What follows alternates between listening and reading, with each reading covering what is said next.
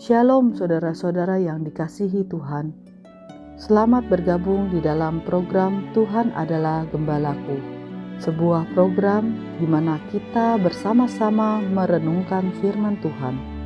Firman yang meneguhkan iman agar kita hidup menyenangkan hati Tuhan dan menjadi berkat bagi sesama.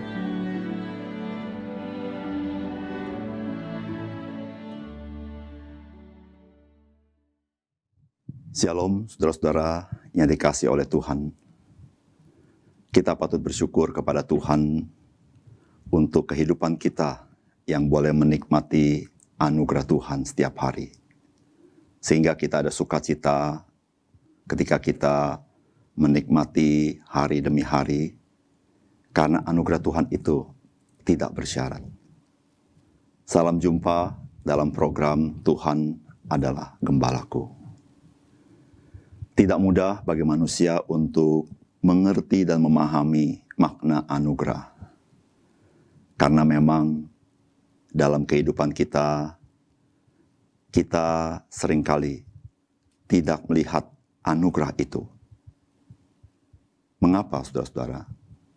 Karena kehidupan kita seringkali diwarnai oleh semangat transaksional, semangat take and give.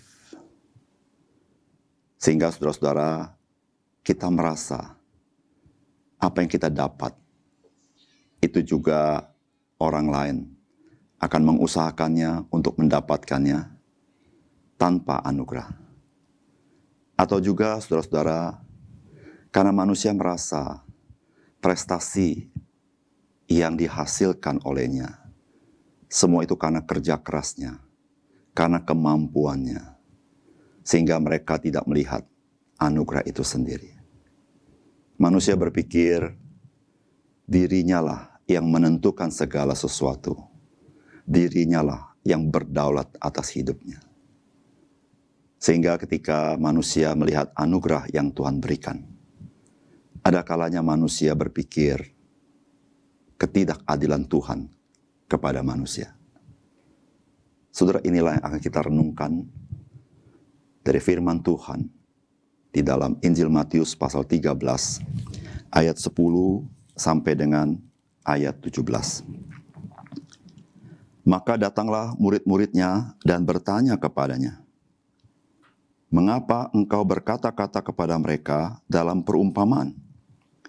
Jawab Yesus, "Kepadamu diberi karunia untuk mengetahui rahasia kerajaan sorga, tetapi kepada mereka tidak.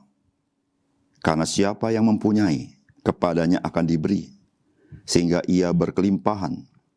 Tetapi siapa yang tidak mempunyai, apapun juga yang ada padanya, akan diambil daripadanya. Itulah sebabnya aku berkata-kata dalam perumpamaan kepada mereka. Karena sekalipun melihat, mereka tidak melihat. Dan sekalipun mendengar, mereka tidak mendengar dan tidak mengerti. Maka pada mereka genaplah nubuat Yesaya yang berbunyi, kamu akan mendengar dan mendengar, namun tidak mengerti. Kamu akan melihat dan melihat, namun tidak menanggap.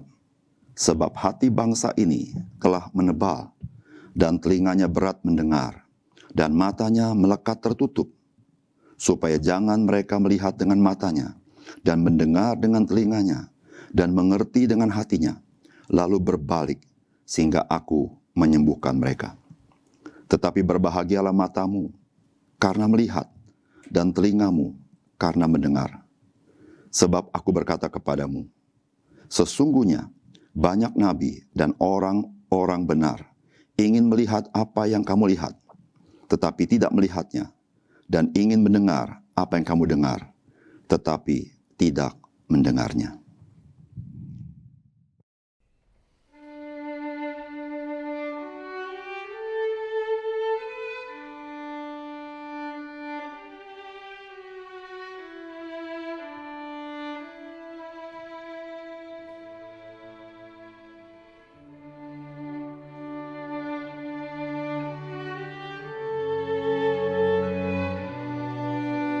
Saudara-saudara yang dikasihi oleh Tuhan, murid-murid Tuhan Yesus terheran-heran dengan perubahan bagaimana Tuhan Yesus mengajar. Di awalnya Tuhan Yesus mengajar dengan secara langsung. Namun kemudian Tuhan Yesus mulai mengajar dengan perumpamaan. Oleh karena itu mereka bertanya, mengapa Tuhan sekarang engkau mengajar dengan perumpamaan? Saudara-saudara, perumpamaan adalah sebuah kisah yang di dunia ini yang menggambarkan makna yang bersifat sorgawi. Atau dengan kata lain, perumpamaan itu adalah sebuah kisah yang dapat langsung dimengerti oleh orang yang berada dalam konteks kehidupan dalam kisah itu. Sehingga kisah itu disampaikan secara publik, namun mendarat secara pribadi. Saudara, bagaimana Tuhan Yesus menanggapi pertanyaan murid-muridnya? Saudara, yang pertama, perumpamaan itu menyatakan apa yang ada di dalam hati seseorang.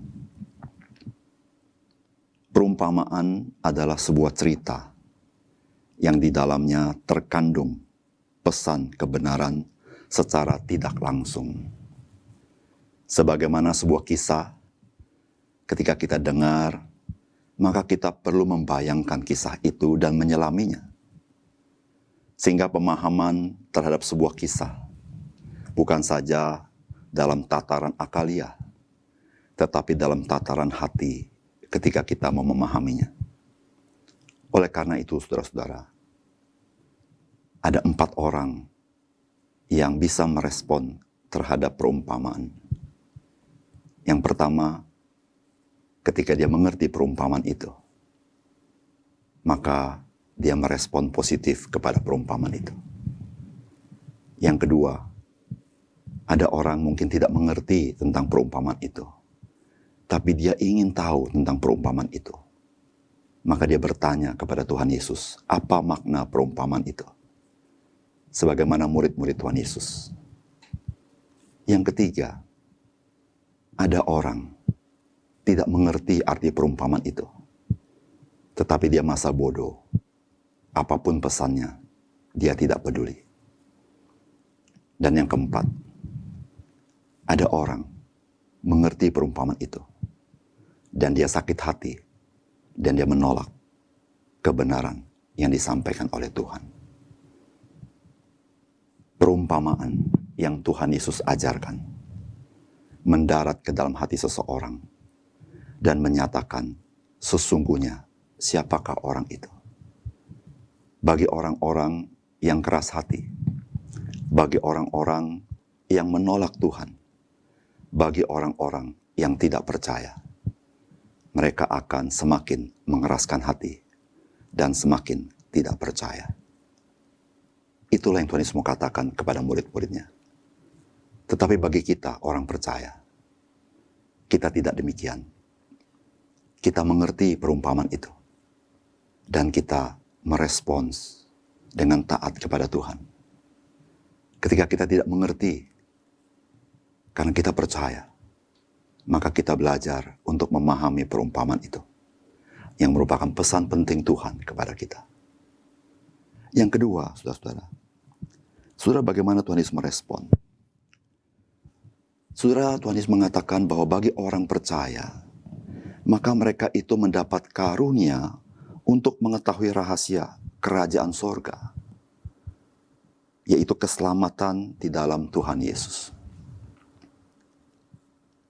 Saudara, ketika kita percaya Tuhan Yesus,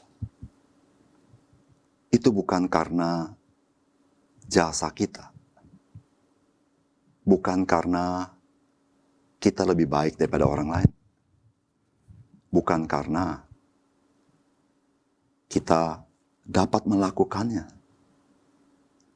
Tapi Tuhan Yesus mau katakan, kita yang percaya adalah orang-orang yang mendapat kasih karunia untuk mengerti dan memahami kerajaan sorga itu, yaitu keselamatan yang diberikan kepada manusia melalui Injil di dalam Yesus Kristus.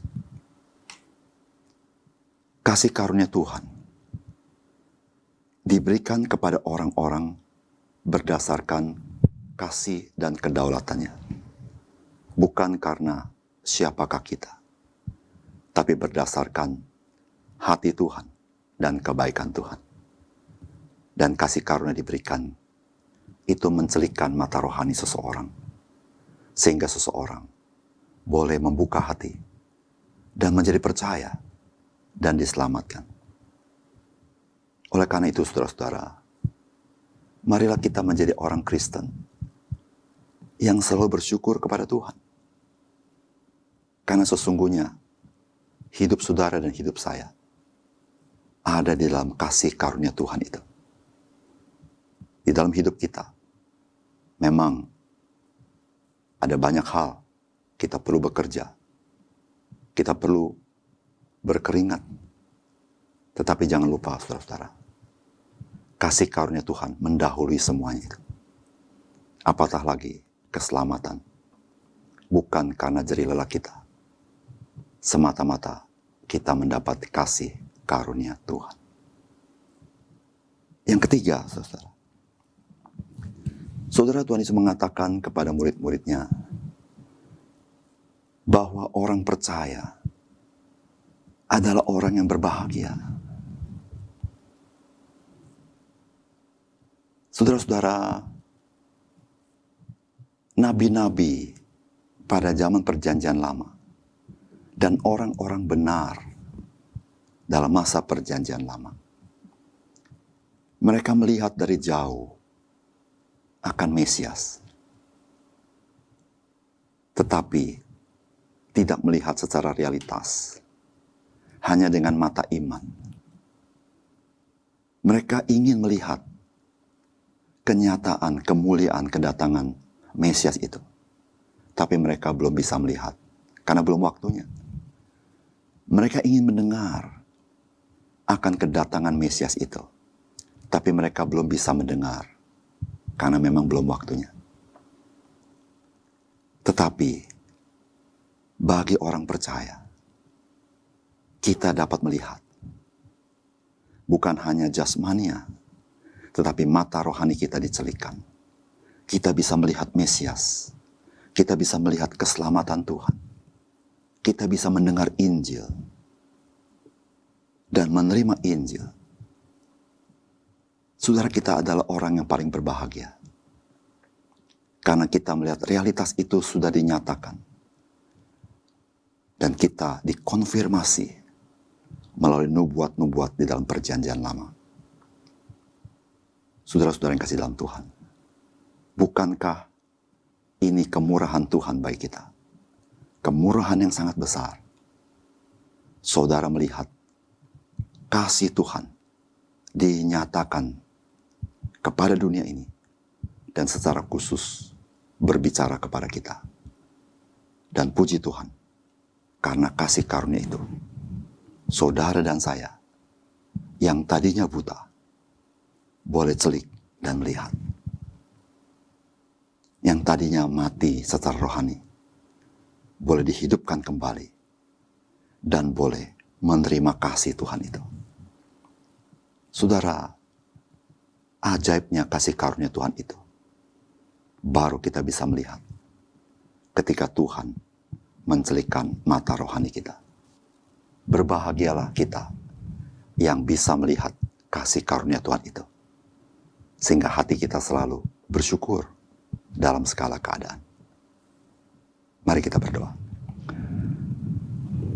Bapa kami dalam surga, kami bersyukur kepada Tuhan karena kami mendapatkan kasih karunia Tuhan untuk kami memahami akan kerajaan sorga, yaitu keselamatan di dalam anugerah di dalam Yesus Kristus.